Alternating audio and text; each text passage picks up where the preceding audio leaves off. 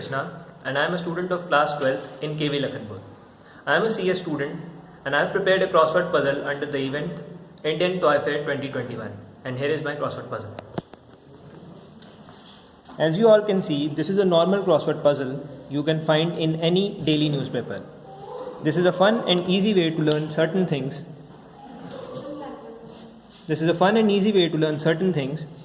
And I have prepared 8 questions under the topic computer networking.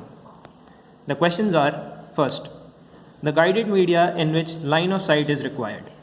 Question number 2, bleeding of signal from one wire to another is called. Question number 3, pattern of interconnected nodes in a network. Question number 4, thin strands of glass that carry light signal. Fifth question, technology that enable voice communication over internet is called. Sixth question, prevent unauthorized access to or from a private network. Seventh question, electronic junk mail is called. Eighth question, program designed to replicate. I hope you like this.